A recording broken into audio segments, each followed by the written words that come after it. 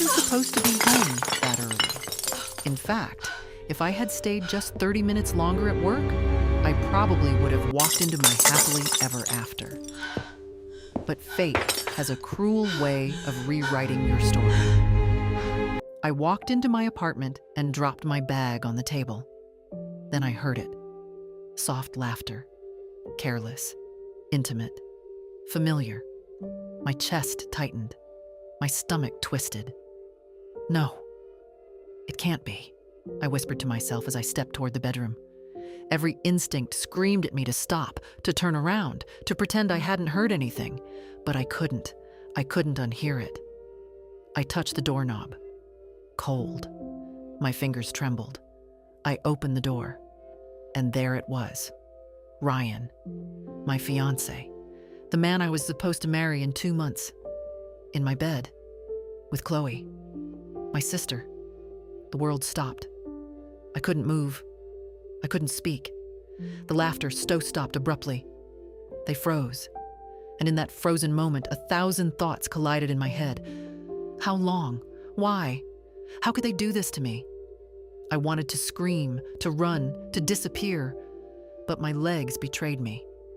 I was rooted to the spot. I wanted to wake up. I wanted to blink and have this all be a nightmare, but it wasn't. The betrayal was real. The love I thought was safe, shattered. And at that exact moment, I realized something. Nothing would ever be the same again. My name is Emily.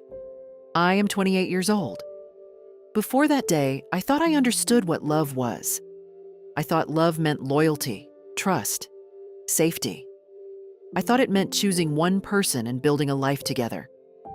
I was wrong. Because sometimes, love isn't what breaks you. Betrayal is. I met Ryan 3 years ago. It wasn't anything dramatic. No movie moment, no slow motion entrance. Just a normal day in a small coffee shop downtown. I was running late for work, my laptop in one hand, coffee in the other, when I bumped into him. Coffee spilled everywhere. On his shirt, on my dress, on the floor. I panicked immediately. Oh my God, I'm so sorry. But he just laughed. Not annoyed, not angry, just calm. It's okay, he said, smiling. It's just coffee, not blood. That was the first thing I noticed about him. He made everything feel lighter, easier, safer.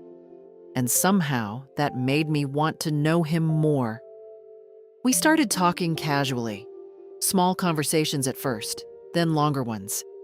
He asked for my number eventually, and I hesitated. Not because I didn't like him, but because I had been hurt before. I wasn't the type to rush into things. But Ryan was patient. He didn't push. He didn't pressure me. And somehow that made me trust him more. Our first date was simple. A walk by the lake, nothing fancy. Just talking, laughing, learning each other. That night, for the first time in a long time, I felt seen. Truly seen. We didn't start dating immediately. At first, it was just conversations. Casual, friendly, nothing more. He would come to the cafe more often. Sometimes we talked for 5 minutes, sometimes 30. Each time, I found myself wanting just a little longer, a little more time with him. Then one day, he asked for my number. I hesitated. Not because I didn't like him, but because I had been hurt before. I wasn't the type to rush into things. I had learned the hard way that love could disappear in a heartbeat. But Ryan was different. Patient, calm, steady. He never pressured me, never forced a smile or a laugh. He just let me be. And somehow that made me trust him more. Our first official date was simple, a walk by the lake. No fancy restaurant, no pressure, no expectations, just talking, laughing, sharing pieces of ourselves we hadn't told anyone else. He asked me questions I hadn't expected, about my dreams, my fears, my past mistakes. And he listened. really listened. By the end of that evening, I realized I was falling for him. Slowly, quietly, but completely. The following months were filled with little moments. Coffee in the morning, long drives with no destination, holding hands while walking through the park. He made me feel alive in a way I hadn't felt in years. It wasn't just love. It was trust, comfort, safety. It was knowing that someone could see your scars, your insecurities, your mistakes, and still choose you every single day. I didn't see it coming, but I knew without a shadow of doubt that Ryan would be the person I wanted by my side for the rest of my life. 2 years after that first date, Ryan proposed. It wasn't extravagant. No crowd, no grand performance, no fireworks. Just the two of us, in the same place where it all began, by the lake. He held my hands, looked into my eyes, and smiled in that calm, steady way that always made my heart beat faster. "I don't want a perfect life," he said softly. "I just want a real one. With you." I felt tears rise, unbidden.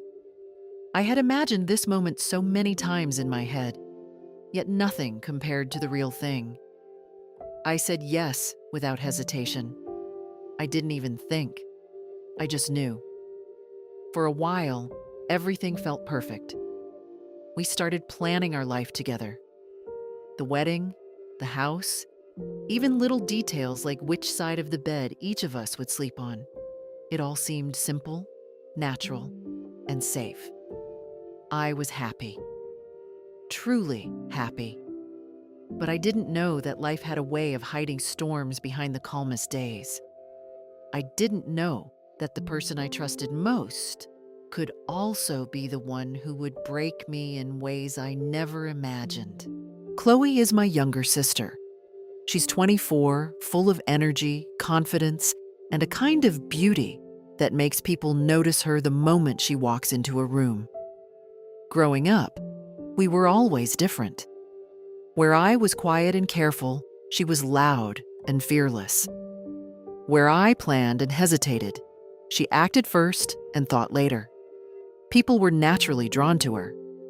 I have to admit, for a long time, I felt like I lived in her shadow. But I never hated her for it. She was my sister, and I loved her. That all changed the night she called me, voice shaky and almost unrecognizable. "Emily, I need somewhere to stay," she said. "I'll explain everything later. Please."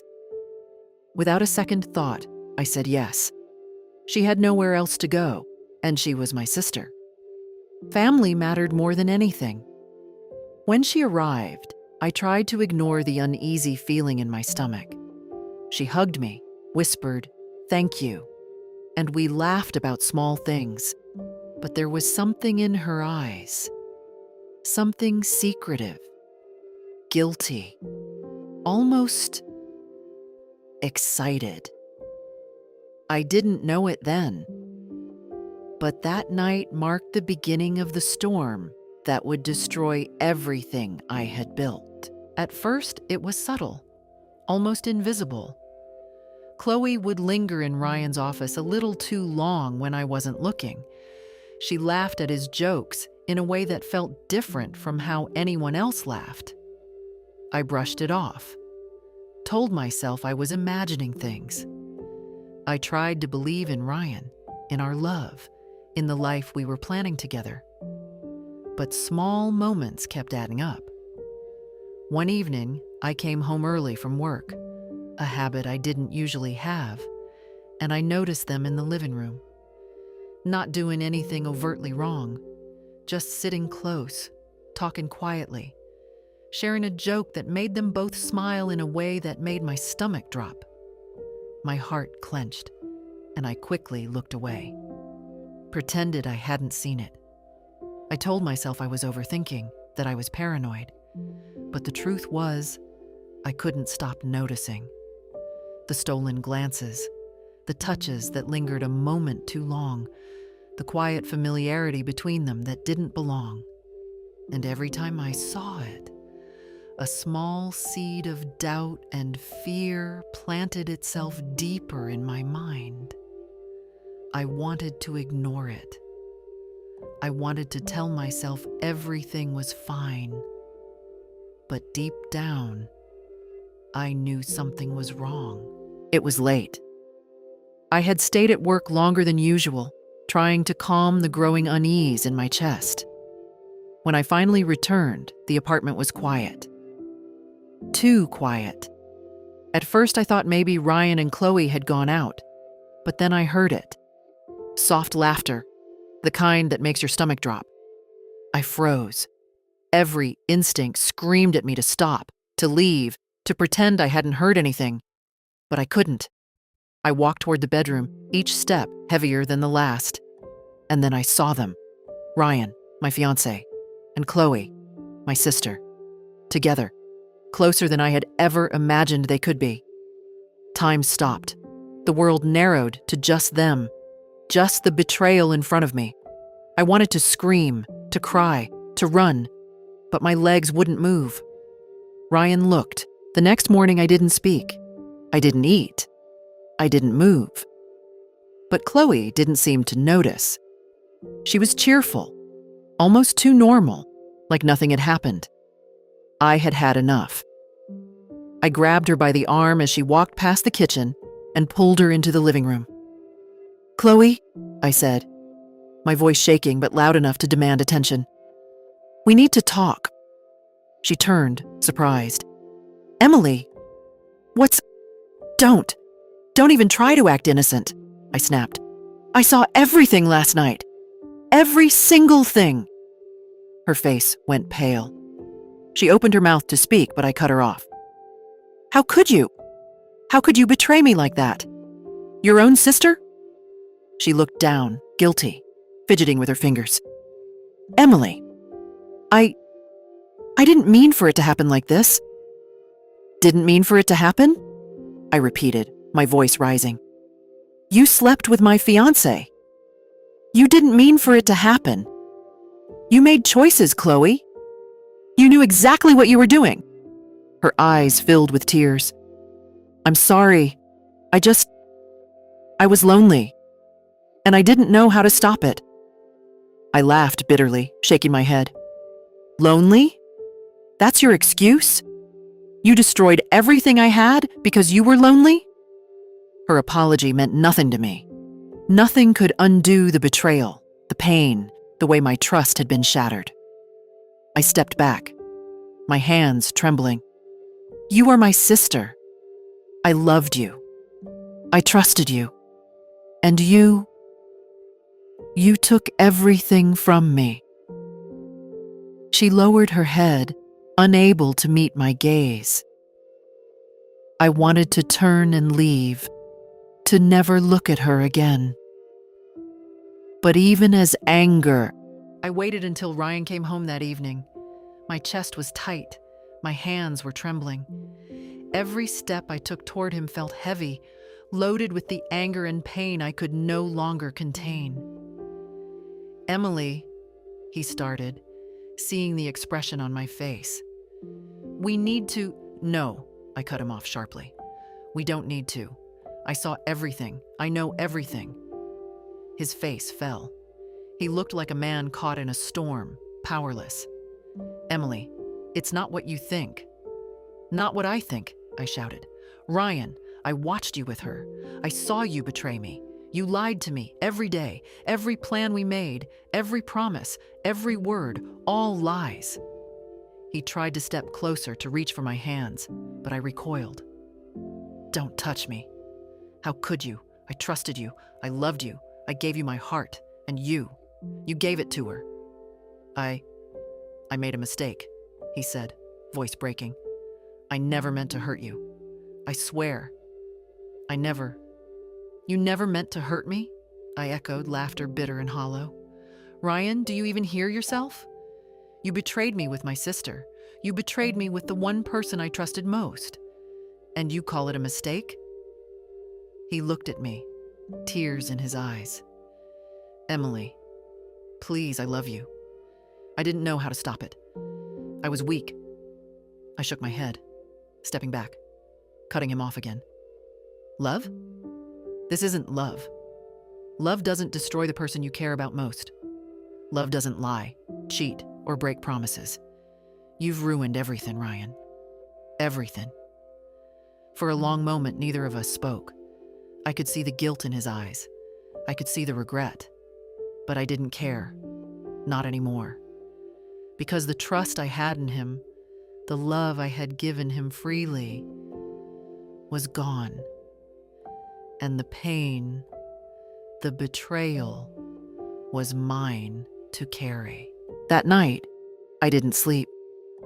I sat on the edge of my bed, staring at the floor, feeling like my world had collapsed around me. Everything I had believed in, everything I had trusted, everything I had loved, gone. I thought about Ryan, the man I had planned a life with, the man I had dreamed of marrying. He had chosen my sister over me. I thought about Chloe, my sister, the person I had loved unconditionally. She had chosen to betray me, to take something that wasn't hers. I felt hollow, empty, broken. I replayed every memory, every smile, every moment we shared. And now, all I could see was betrayal. Tears streamed down my face. I couldn't stop them. I screamed into the darkness, but the walls gave no answer. I thought about running away, leaving everything behind, starting fresh somewhere far from here. But where would I go? Could I ever escape the memory of what they had done? I realized then that pain, real pain, has a way of planting itself deep inside you. It doesn't go away. It doesn't fade. And yet, in the midst of that despair, a small spark ignited. A spark of something stronger than anger, stronger than betrayal. A spark of determination. I would survive this. I would not let them see me broken forever. And I would find a way to reclaim my life, my dignity, and my happiness. The days after the betrayal were the hardest I had ever faced. I barely ate. I barely spoke. The apartment felt suffocating, filled with memories that reminded me of what I had lost. But slowly, I began to notice something inside me. A quiet voice, a whisper that said, "You are stronger than this. You will not be defeated." I started small. A walk in the morning, breathing in the air, letting my body feel alive again. I began to focus on myself, my work, my health, my mind.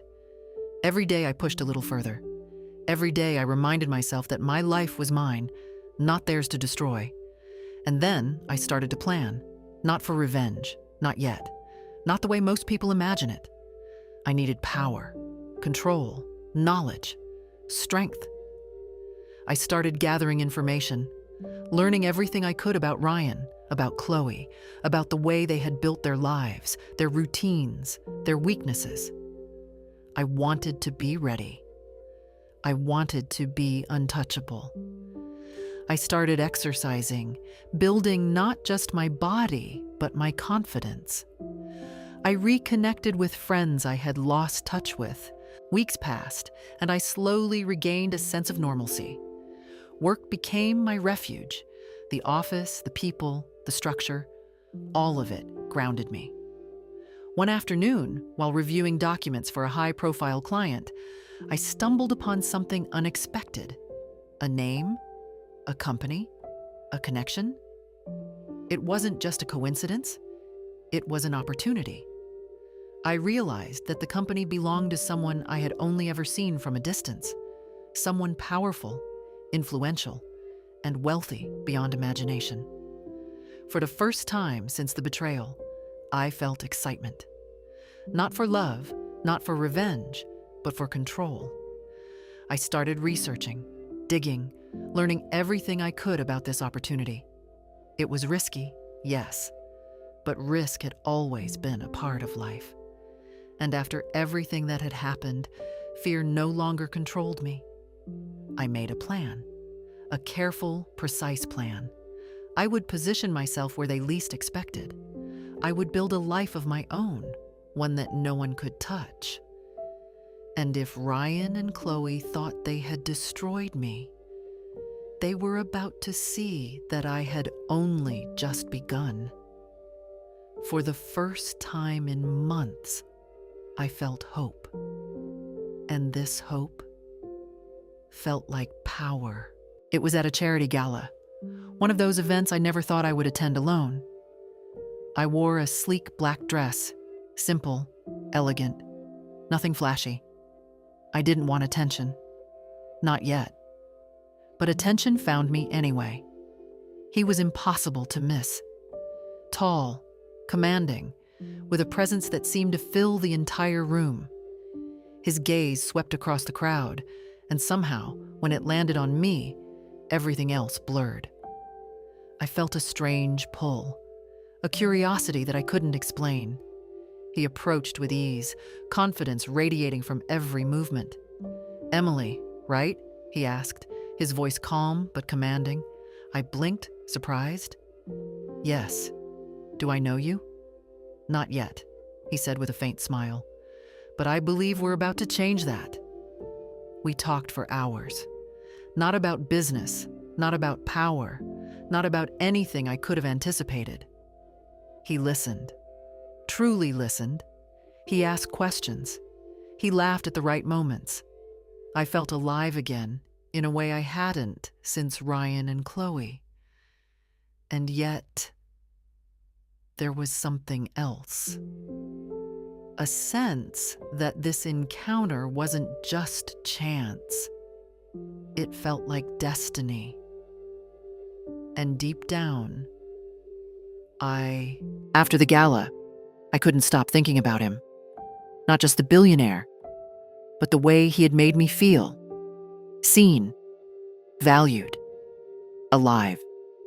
I realized something in that moment. My life didn't have to be defined by betrayal. I didn't have to be the victim. I could take control. I could rewrite my story. And so I made a decision. I would pursue him, not recklessly, not foolishly, but with purpose. I would show him who I truly was. The Emily who had survived betrayal, heartbreak, and despair. The Emily who was strong, intelligent, and ready to take her place in the world. It wasn't just about love. It was about reclaiming my power. Over the next few weeks, I found myself crossed paths with him more often than I had expected. At charity events, business meetings, even chance encounters at the most unexpected places. Each time, the connection grew stronger. We talked about everything and nothing. He shared stories from his life, his triumphs and mistakes, his struggles no one else ever knew. I shared just enough to let him see me, but not so much that he could see the cracks I still carried from Ryan and Chloe. Every laugh we shared, every smile exchanged, brought a thrill I hadn't felt in years. I realized I was falling again, not recklessly, not blindly, but carefully, deliberately, with open eyes and a guarded heart. I was learning how to trust again, how to allow someone in without losing myself. And as we grew closer, I felt a sense of power I hadn't felt in a long time. A power that came from knowing I had survived the worst life could throw at me and was now moving toward something better, something entirely my own. I didn't need to prove anything to Ryan or Chloe anymore. I only needed to prove to myself that I could rise from the ashes and claim the life I deserved. It happened unexpectedly during a quiet evening at his penthouse. We were talking about life, our dreams, and the future. Nothing extravagant, nothing forced. And then he looked at me with that calm intensity I had come to trust and respect. "Emily," he said softly, "I've never met anyone like you. Strong, smart, unbreakable, yet so full of life. You've survived more than anyone should have to, and you've come out stronger. My heart beat fast, but I tried to keep my composure. He continued, I want you in my life, completely. Not just as a companion, not just as someone to share moments with. I want to build a life together. I want to marry you. For a moment, I couldn't breathe. Marry him. Me. After everything. After betrayal. After heartbreak. I thought of Ryan. I thought of Chloe. The pain, the humiliation, the endless nights of tears. And then I realized something. This proposal wasn't just about love. It was about triumph. It was about reclaiming my life, my dignity, and my happiness. I looked into his eyes and said, yes. Not just for love, not just for him, but for me. For the Emily who had survived. For the Emily who refused to be anyone's victim ever again. And in that moment, everything changed. I wasn't just Emily, the betrayed fiancé, the sister betrayed. I was Emily, the woman who had risen, stronger, unstoppable, and finally in control of her destiny. The dining room was grand, filled with soft light reflecting off crystal chandeliers. Ryan sat at one end of the long table, fuming quietly, but trying to keep a composed face.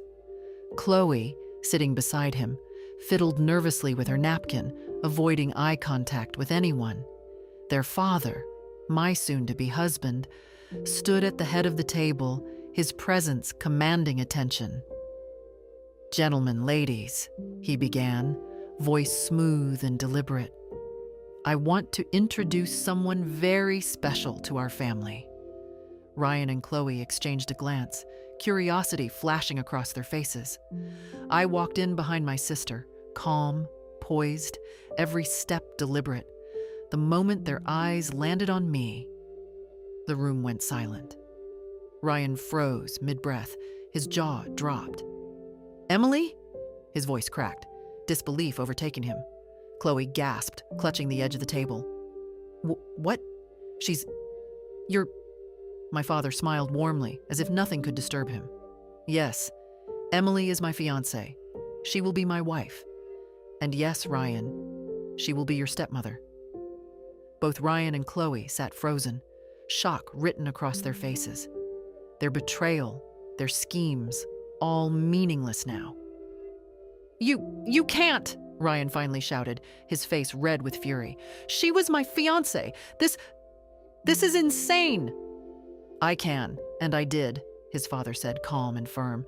"She is the woman I choose. She is my wife, and nothing you say will change that." I walked slowly to the head of the table, eyes steady on Ryan. "Ryan, Chloe, the life you thought you controlled, that life is over. I am no one's victim anymore. And now, I am untouchable." The shock, fury, and humiliation on their faces was almost delicious. Almost. I smiled faintly. "Welcome to your new reality." The dinner continued, but the tension was unbearable. Ryan could barely keep his hands from shaking. "Dad, you can't do this! She was mine! This is a joke!" Chloe whispered, trembling. I didn't expect this. Emily? Your stepmother?" I leaned back, composed, watching them squirm.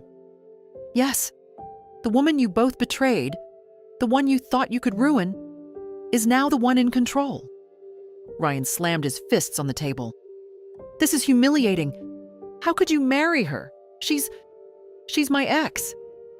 "My son," my father said evenly. "I married Emily because she is brilliant, strong, and the woman I want in my life.